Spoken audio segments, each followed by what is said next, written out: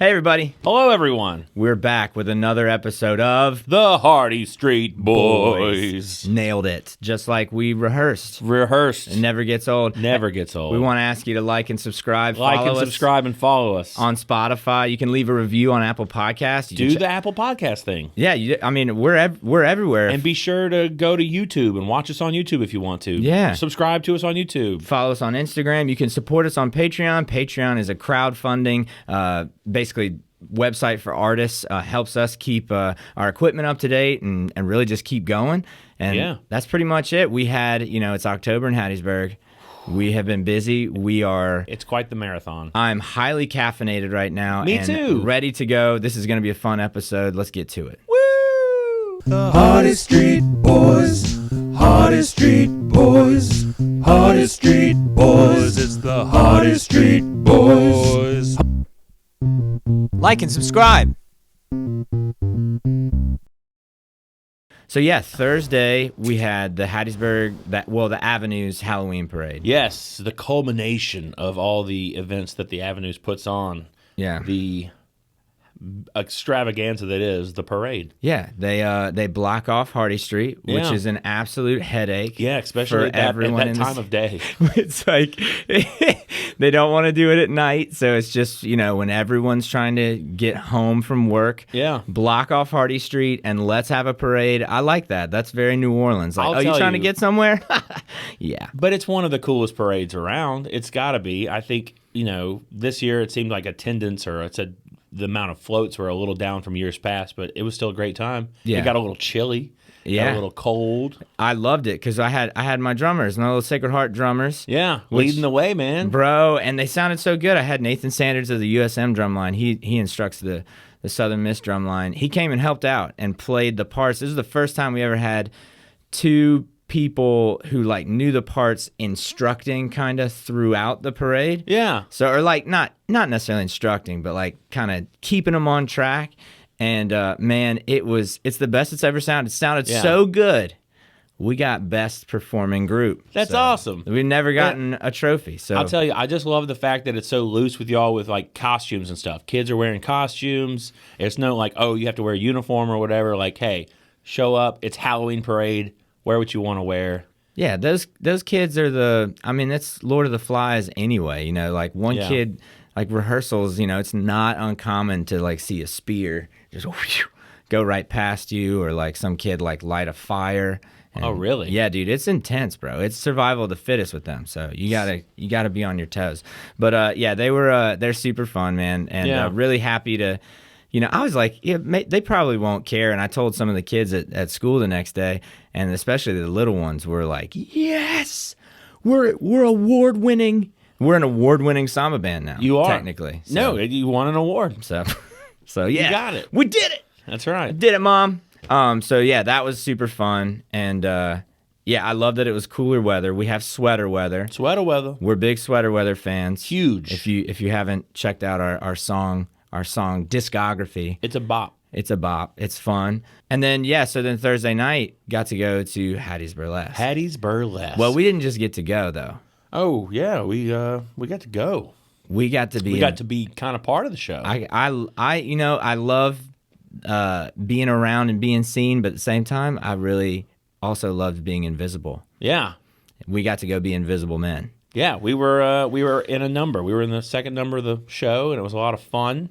A lot of good energy, a great performance. Being back in the Hippo was I never cried, but it's one of those I felt things, that's for sure. Yeah, something about being in that hollowed space, it really touched my soul. Just to be in there, I'm telling you, it's like, man, I miss this place so much. Yeah, it was great. I annoyed Randall. I asked him if they had Red Bull. It was a great time. Just like old times. Do you guys have Fireball? He's just rolling his eyes like they don't. But I said, you can't be that mad. We're back. Yeah. But it was cool. David Walker sang "Sharp Dressed Man." We had Peggy was in our number. Yeah. Jackie Purvis was in the number. Yeah. Kimmy P. We know how the rest of that name goes. Yeah. Kimmy P. They killed it. It was so much fun. And they got to unwrap our faces. I didn't. That was one of those things where we're standing there, and I was like, do I dance or do I? It was fun to be a part of, but you definitely realize like how much rehearsal and just time commitment goes into just one of those numbers. Man. A lot. It's insane. So the fact that we got to just be tourists and be fun, dude. You did the pole spin. I did a pole spin. I mean, that was. I didn't think you were gonna. I had no idea. I rehearsed that when I went to my rehearsal. You didn't get the memo? No, I was at dress rehearsal. Oh. So we're a different. It was different. They told me actually the night of. They're like, "Hey, all that stuff you practiced, it's different. So you know, just stand there." Yeah. All right. Yeah. They. Well, then what was it? Les was going. Well, your reaction to him doing the spin thing was better. It's actually better that you didn't know. So yeah, it was cool, man. It was a good vibe. It was so much fun getting to hang out and see everybody, and everybody's just in like a good mood, man. It's long overdue. Telling you. It's good to feel good, man. It's been too long. Yeah. Man. It's good to feel good. And then so then Friday we were at Southern Prohibition. SoPro. Bro, you saved the night, man. You're the DJ extraordinaire. I know we technically DJ'd, but I was just the assistant DJ. Yeah. I was assistant to the regional DJ. Thank you. So I love to cultivate the playlist. So, some friends help me out. Halloween times, you kind of hear a lot of the same stuff, but then sometimes you got to throw something new in there, I remembered how much I like that song. That always feels like somebody's watching me. Dude, that's such a killer song. It's underrated, man. Yeah. So, anyway, that was super fun. Played the carnival games. That was cool. They had their costume contest. There's some dude, Mr. Giggles, the guy, the scary clown. Okay, so I want to apologize to him because when they, everyone goes to clap for the, you win by applause in this costume contest. So he's a clown with fangs and the super crazy contacts. And when they got to him, I just said, no, like real loud. Because you were scared. Yes, because the costume is that good. Yeah. And I feel like that may have, I hope I didn't torpedo his chances of winning because. I don't know. I'll say the people that won the contest, Chris and Jeremy and Patricia, their costumes were out of sight, man. Yeah. They were like some elven warriors. Yeah. And I was like, so what are your names? Like, what is this from? Like, no, we're just elves. Yeah, like warrior elves. So you just, you just have pointy ears at your house? Straight out of D&D, man. Bro, they killed it, man. It was cool. The homemade costumes, man. I feel like that's more impressive. It's just like, we just decided to be mythical creatures. You're like, okay, cool, man.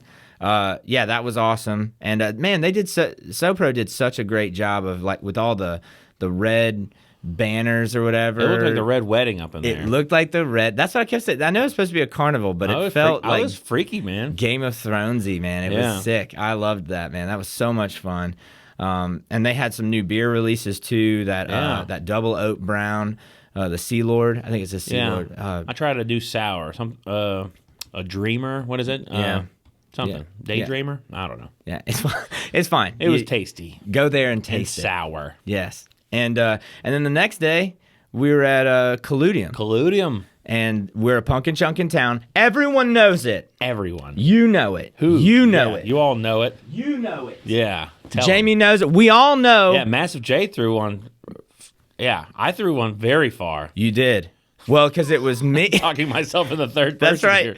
That's right. So I figured out people were doing like the backwards throw, and then some people did like a soccer throw in. I'm going, okay, it's a soccer throw, but it's a goalkeeper throw. So you gotta kind of like roll it out there. Well, the same way like Michael Jordan used to dunk, where he'd like palm the ball up against his forearm, and then he could move it around. Yeah. So you just took it, and I just slung that thing, bro. And I didn't realize I won distance. Yeah, I always think that it should be about distance. But they're trying to make it into a pan. Make it specific, like, hey, get it close to this target, when honestly, it should just be distance. So that's pumpkin pong. That's not pumpkin chunkin'. Yeah. That's different. And somebody hit it, though. Yeah, a guy did hit it. So that's impressive. But yeah, that was fun. So you did a great job. Yeah, and then there were some far. spooky stories being told by the fire. Yep, we let a guy play a spooky story on his phone, and it was like 30 minutes almost. We had to give him the hook. He's a great guy, super nice, but we shouldn't have done that. That was a terrible idea. And Can I get the aux cable? And then, well, it's funny, like, you look, yeah, exactly. When you look up spooky stories, like, I read one about aliens and humans, and it wasn't even spooky. It was just kind of saying how terrible people are sometimes. Yeah. I'm like, yeah, I know that. I don't need to be reminded by that in a story form. Like, I kept reminding Marcus. I was like, I thought you were going to give us a script. I didn't know we were like going to just wing it. We get up there. I have no, nothing. I've got nothing to go on. You know? Dude, well, so I'm like finding stuff on my phone. Oh, here's one about can I be invisible? The ball pit at the McDonald's. Scary. Can I be invisible again, please? Yeah. I thought we were gonna be handed a book that we'd have to unlock with a key. Oh yeah. You know, like, and then there's gonna be dust. I just envisioned us being kind of like, you know, better looking crypt keepers. Yeah. And yeah, that was fun. But then we had some people come up and tell spooky stories. I feel like that'll be a cool, as more people find out about it, it'll be like a fun tradition. Just like if you got a really scary story, come up and talk about it with us. Yeah. So this one woman talked about the goblin. The goblin. And I just kind of I helped. Yeah. I helped it along. Yeah, a little banter. So it was fun. And it was a good time. I had a lot of that. But Dungeons and Flagons, their English bitter. Yeah. I love that beer. That's a great beer. And yeah, man, it was a good time. It was a good time. Always fun going to see the different house parties for Halloween too. Oh yeah. Really. It seems like Halloween's a good house party type of vibe. That's why it's hard to pinpoint what's going on in town. So many things. It's a lot of different activities, man. So it was a blast. Coming up, what do we have going on? Because honestly, I'm not even really concerned. I'm just excited to be able to breathe a little. Yeah, November. I think we're just gonna. Well, I know that it's gonna slow down a little bit. Mm-hmm. We're looking at a time change coming up. Ooh, a time change is upon us. Fall back, right? Fall back. We don't even have to. Like, everybody's phones are connected to the internet. Their clocks are connected to the internet. Yeah. So you don't really have to worry about time changes on your much. microwave or on your car. Yeah, it's just never going to get changed. Yeah. I'm just that guy. Yeah, but then, come 5 o'clock in the evening, it'll be dark. Yeah. It'll feel like it's 8 o'clock at night at 5. I like that. Yeah. I like the nighttime. So, yeah, maybe people actually, get some sleep. Yeah. Yeah. What else is coming up? I know, like, the J.A. Ball's a thing. Mm-hmm. Junior Auxiliary. Yeah. They got some stuff going on. Well, and I don't know much about, next week's guest, Jamie Ferris, is doing, like, a whiskey... Like it's like a fundraiser. Yeah, they do this at Canebrake a lot. They've done it in years past. So through the Lincoln Road package store is doing that. And, yeah. So I'm excited to hear more about that. But honestly, I think now is just kind of a time to relax, catch your breath, and get ready for the holiday season, the festive season. Speaking of seasons, I love good seasoning on my food. And you know who has good seasoning on their food? The folks at Midtowner. It's breakfast season. Yeah. It's brunch season. Yeah. Yeah, I actually went and got some food to go because you can just go through that little carryout door, that sneaky little carryout door. Got the little 15-minute parking right there. Yeah. It's in Midtown too. I live in Midtown. I'm like a couple blocks away. Well, I got to tell you. So it's super close, really convenient. I love hash browns. I don't know if you knew that. I also love biscuits. Yeah. But they have some spicy hash browns. Yes. And they are delicious. Yeah, that's what we had. They bring the spice, man. Dude, it's so good. And another thing about the spice is I tell you, I like biscuits. They do like a chicken and a biscuit, if you will. Mm-hmm. They call it the Dirty Bird. Yeah, that's what we had. And then you can get it tossed in buffalo sauce, man. Yeah, that's what we did. Ooh, it's so good. We had a over medium egg on top of it. Oh, whoa. We added that. That's a game changer. Yeah, bro. That was a grown man decision, really. And then actually, I got that, and I got the Monte Cristo. Oh, nice. So it's like a ham and cheese sandwich in French toast. Yeah. And you're like, wait, those aren't going to go together. That's not going to make any sense. And then you taste it, and it makes all the sense in the world. I like that they have so many different options. Mm-hmm. You can just get a basic breakfast. You can get an omelet. They do pancakes. Their pancakes are really good. Mm-hmm. One of the things I got to taste a couple weeks ago, actually, was their avocado toast. Right. And I mean, I don't know too many places doing avocado toast, but it was delicious. Well, and that's on the health menu too. They got a whole bunch of stuff. They had like an acai bowl. I'm telling you. So if you don't have to, you can eat healthy, you can have fun and live your life too. Either way, get that gravy. They got a little bit of everything for little something for everybody. Yeah. But yeah, that was cool, man. And they stay so busy too. It's so good to see Midtown like that, man. Yeah. You know, where that old gravel parking lot was. Like, what was that doing for the city? Like, look at what Midtown's making some moves, man. So they really are. It was a lot of fun. All right, so this week we have Rodneisha McMillan of First Choice CPR. Yeah. She's going to teach us how to, I mean, this is like, we're going to have fun because I don't know if you follow her on Instagram, but she's fun. I'm excited about this. I'm excited. But it's also like she's got life-saving information, you know? So if something were to happen, if either of us were to be in distress like that, like what would you do in that situation? I mean, I couldn't tell you the last time I got certified in this kind of thing. I mean, I think, you know, it was when I was younger, but it's something that everybody needs to know. It's one of those things that you don't need that information until you really need it. Yeah. You know, so it's better safe than sorry. So I'm excited to have her on there. So after this, we're going to have Rodneisha McMillan of First Choice CPR. So you know what month it is, right? It's November. Yeah, MOvember. MOvember. Yeah. You got to grow a mustache, even if it looks awful, to raise awareness for like men's health issues. Because you know, a man a minute worldwide dies by suicide. That's terrible. Historically, there's been other causes they focus on. Yeah, I think when I was doing this thing, it was more about like prostate cancer and testicular cancer. But now you're telling me it's about mental health. Which you have to get all that checked out. But mental health, there's a stigma, especially for men, to not talk about it. So it's important to reach out to people. My plan is to have this awful mustache on my face. And every time somebody sees it, they're reminded to go holler at somebody they hadn't talked to, check in, even people they think are doing really well. I think it's a commendable thing, what you're talking about. You know? It's important to me because I've suffered from it, and I don't think people should have to suffer alone. And sometimes you don't have that network, so I hope people reach out to us if they're struggling because they don't have to live that way. There's no need to struggle alone. If you need to reach out to someone, please send us a message. Yeah, but now you can be like Mike Jones. You remember what he said? Who? Mike Jones. Who? Come on now. Who? Mike now I'm Jones. hot. They all They on all me. on you now. Who? Let's go. They see it. Mike Jones. They see it. They see the jewels. Let's go. Oh, Mike Jones. Man, this is such an exciting episode having Rodneisha McMillan of First Choice Emergency Safety and Training. This is awesome. How are you today? I am great. And yourself? I'm great. I'm excited about this episode because you are going to teach us how to stay alive. Possibly.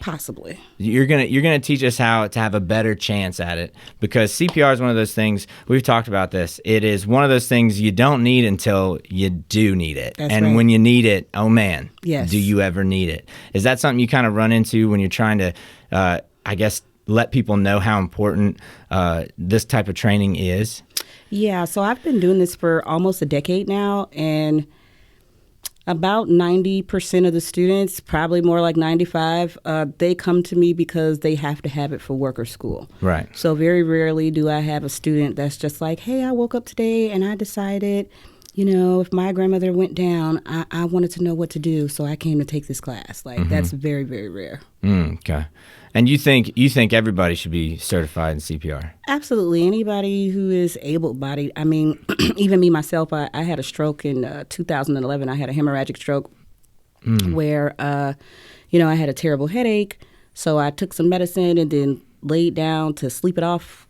Woke up 3 days later in the ICU, fully intubated in the whole night. So, what? Yeah. So looking back at that particular headache that I had, it was definitely you know, the sign of a stroke, which they do teach you in CPR. So CPR also comes with that first aid side. Yeah. And the first aid side is what's going to let you know that you're experiencing symptoms to where you need to call 911 right now, so that maybe you'll get into a position where you won't even have to give CPR, really. Right. So that's kind of really the hope of a CPR instructor, is that nobody ever has to use it, because they pick up on signs ahead of time and gets an emergency person there as soon as possible. Well, I mean, I get headaches. Like, what was the difference in your headache that led to a stroke versus like something where Like a I would have a migraine. tension headache or stress or a sinus thing? Absolutely. So if you think about like a regular migraine that you have, it kind of gradually works its way into what it's going to be, right? So say if you stay up a little bit too late the night before thinking you're 20 years old all over again, and you still have an early morning the next day,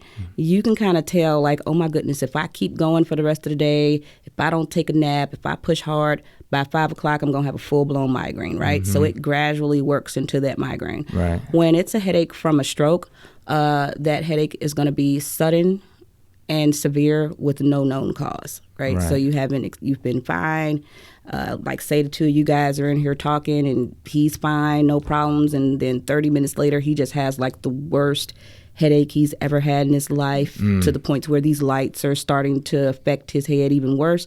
There's a possibility that could be a stroke. Right. So a lot of times with the stroke, people think about the droopy face, the arm weakness, the slurred speech, but I had none of those symptoms. The only symptom that I had was a headache that was sudden and severe with no known cause. Wow. Well, and that's something I feel like you would notice, you know. I mean, it seems, I don't know, it's one of those things that seems like that's pretty obvious, but it's not something you think about, you know. And we also tend to, you know, we were talking about this too with mental health as well. You tend to kind of push through things, so it's important to be aware and like be honest about how you're feeling physically and mentally. Is that something too that you find in your training where it's really just more just awareness, trying to be aware of your surroundings and what's going on? Being aware and then also understanding, like I said, just the difference between things. The reason why my headache wasn't alarming to me is because I had migraines since I was a little kid, right? So it wasn't foreign to me to have a headache. So I just assumed it was just another one of my bad migraines, but not paying attention to the fact that it was sudden, it was severe, there was no known cause, right? So those are the really biggest things because, like I said, hindsight, of course, being 2020, when I thought back to all of the other times I had a headache, it was not sudden.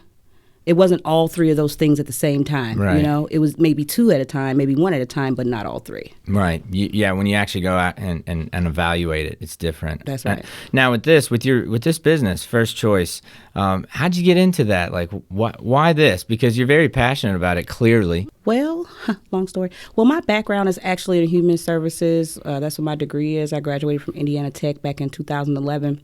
Okay. But by then I was already 30 years old. I had children.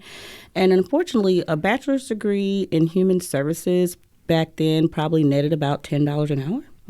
And so when I was thinking about becoming a CPR instructor, I had thought on my own career, like, hey, you know, just working with individuals with developmental disabilities, I've been CPR certified for 13 years, and the instructor never seemed to be the smartest person in the room. So I wonder what you got to do that. You know, maybe I can add this skill, you know, to my resume and somebody will hire me, you know. So when I became a CPR instructor, it wasn't even to start a business. It was I wanted to add something to my resume so that I can get a job. Right. And once I took the course and I became an instructor and I actually found out that it could be ran as an independent business, I kind of learned as I was building. And it's just been, you know, something that was rewarding to me. When I first started in 2012, it was just like, hey, something that I want to do on the side. And then I started doing it full time in 2014, and I've been just doing it ever since, just adding more trainings to the business as I go. That's awesome. Like for me, it'd be very hard to work a job where I was not passionate about it, or, you know, it's just kind of clocking in, clocking out. Do you find that you're able to get more done in this job because you seem passionate about it? Like, while it may have started as something to add to your resume, is that something have you seen that shift as you've gone on in this business? Well, I think that initially, like I said, it was just something that I was going to add and just kind of do here and there. But the CPR business actually saved my life in that after I had that major stroke that I told you guys about, right? Because I look okay, I didn't qualify for any sort of grants or assistance or, you know, Social Security or anything like that. So 2 months after getting out of the hospital from my stroke, I still had to work full time and take care of my children. And so the kind of writing was on the wall that if I continued to work a 40-hour-a-week job, you know, Monday through Friday from 8 to 5, you know, when you have children, that means you're really going to be up probably from about 6 a.m. ripping and running till about 10 o'clock at night, if you're lucky, that it wouldn't be long before I had another stroke.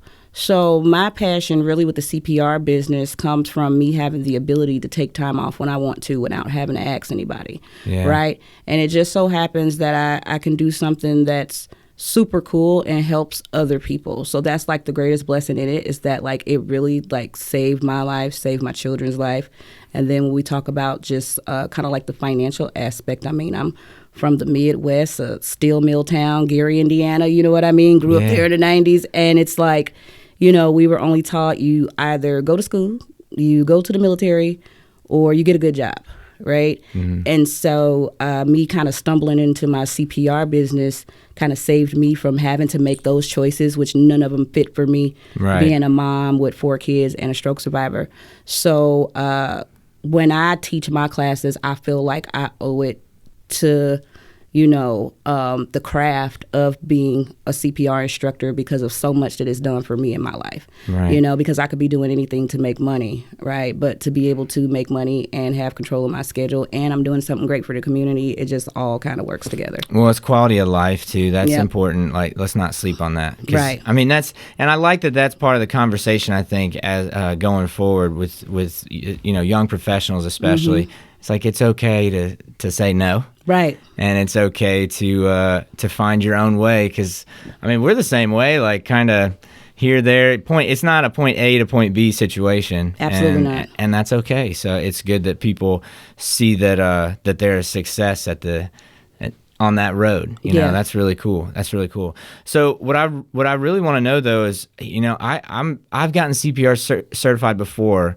But it's just been a while. And I think that's the case with a lot of people. They kind of have like a general idea. They've seen in movies and TV, you know, you do mouth to mouth or you do chest compressions. But what I really want to get to know is, how could I actually do CPR? So if my friend Jamie here is unconscious, what's the first thing that I do? Well, the first thing that you would do is you would check to make sure that the scene was safe, right? Okay. If the scene is not safe, then that's the end of your CPR, right? Right. So wait. So if it's not safe, like, give me an example of something not being safe. Like, say there is a hole into the depths of the earth here, and he is there. Yeah. He's just going to have to be over there by himself. Right. Unless you want to get hurt too. Or if he's like in a fire or something. Or anything that would possibly, if you go into it, you're going to hurt yourself trying to help him. You want to back out. Because I would create 2 problems for the EMTs or whoever, the authorities, when they get there. That's right. And that's more on a personal note. But if you're at work and you see the scene is not safe and you go in there and you get hurt anyway, your workman's comp claim will not get paid. Right. Yeah. So that's a big deal. That's a big deal. Okay. So step 1, make sure the scene is safe. That's right. The scene check. The scene check. What's step 2? Step 1.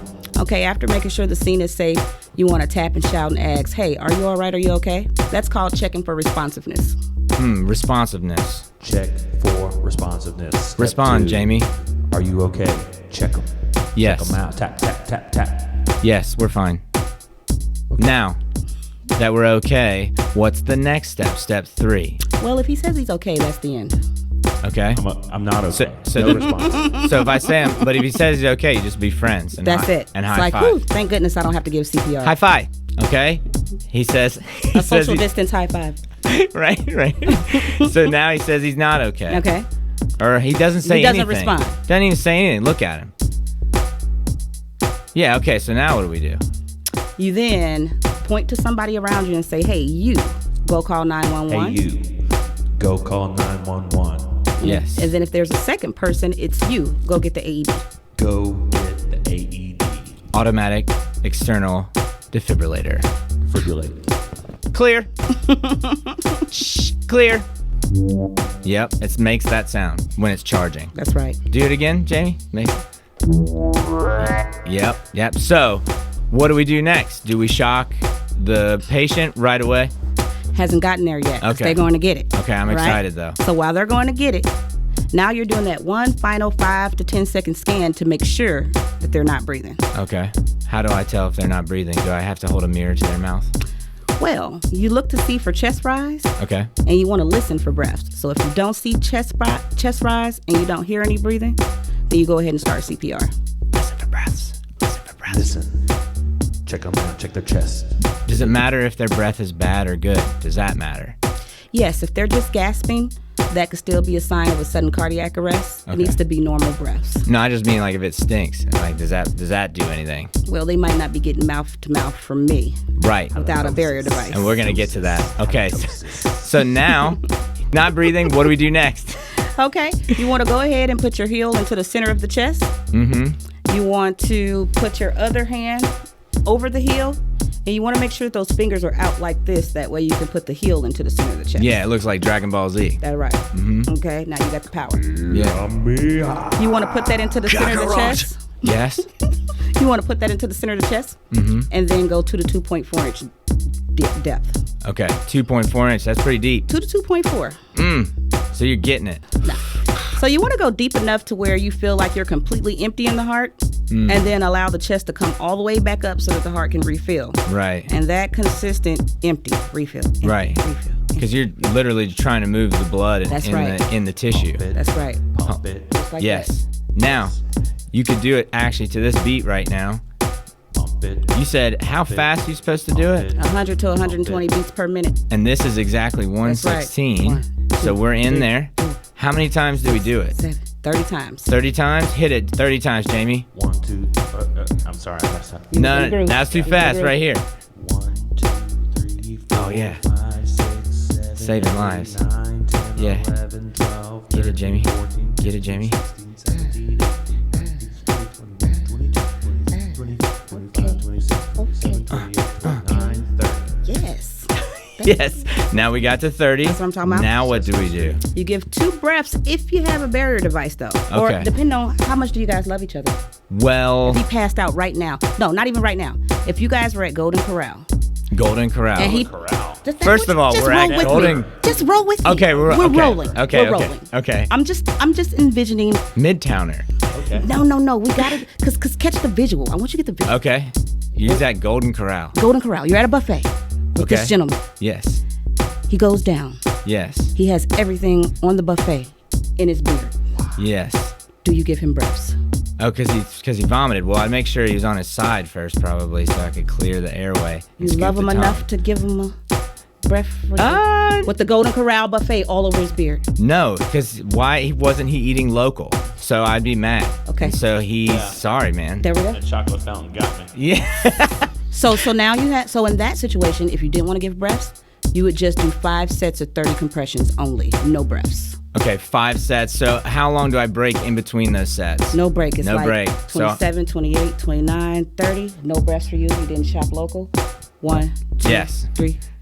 Yes, but if you have a barrier device, you can do 2 breaths, and you're trying to open up the lungs, so you'll actually see the You'll see that chest rise. Yes, Right. so that's how you know you're doing it. That's right. But if you don't see chest rise, you don't want to spend more than 10 seconds giving those breaths. Okay. The most important part of CPR, which if you guys haven't taken a class since before 2010, is compressions now.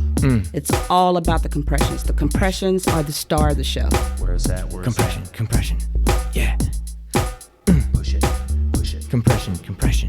Yes. So then after that, hopefully help has arrived, right? That's correct. Or the AED. Or the AED. Okay. Oh, I forgot about the AED. With all the compressions and everything like that, it's like, twist. what? Okay. All right, so now we got the AED. What do we do? As soon as it comes on scene, you immediately attach it to the chest, turn it on, Clear. and it'll start talking for you. Oh, yeah, that's right. It talks to you. That's right. So you don't really have to. As soon as you turn it on. It's a self-driving car. And so then hopefully you had help arrive, and then you actually can rest easy knowing you did everything you possibly could. That's right, because the CPR, a lot of times people think that it's about trying to get the person to breathe again or trying to get the heart to beat again, but it's actually to stop the person from going brain dead. Right. You're trying to circulate that oxygenated blood to the brain, and then whether or not they make it is on the medical professionals that show up when they get there. Yeah. But what you've done is given that person a leg up to where if they can get those vitals back, they still have some brain activity as well from those compressions that you gave early on. Yes. Well, time equals tissue. That's right. Yeah. Well, this was so awesome, Rodneisha, to have you on, and you really are doing amazing work. We're happy to have you here in Hattiesburg, It's always fun, hearing people's stories, being from Indiana, and Hattiesburg's better with you in it. So thanks for spending some time with us. If you want more from First Choice Emergency and Safety Training, we want you to check out the link in our description. You can check on Instagram, Facebook, your website, firstchoice.org. There's all kinds of different ways to figure out how you can actually sign up for classes. And yeah, you should do it. Get certified. Peace of mind. Step 1.